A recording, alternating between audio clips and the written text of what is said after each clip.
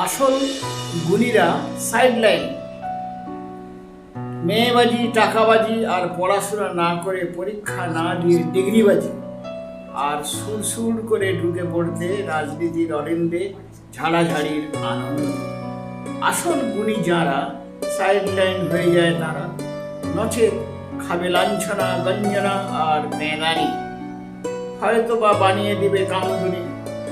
আজ তাই তারা ভাষাহীন, প্রতিবাদবিহীন দিয়ে দিয়েছে যা ইচ্ছা তাই করার ইজারা আইন।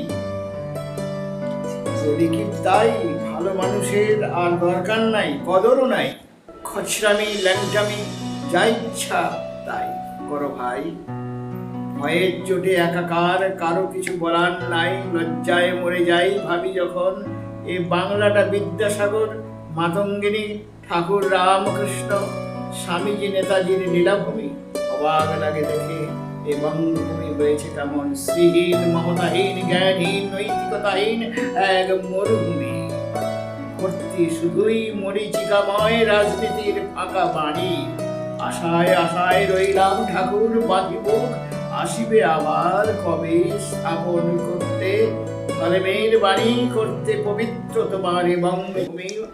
মনে পড়ে তাই গীতার পবিত্র বাণী, যদা যদা হি ধর্মস্য গ্লানির্ভবতি ভারত অভ্যুত্থানং ধর্মস্য তদাত্মানং সৃজমুজ্জং পরিত্রাণায় সাধনাং বিনাশায় চ দুষ্কৃতাং ধর্ম সংস্থাপনার্থায় সম্ভবামি যুগে যুগে।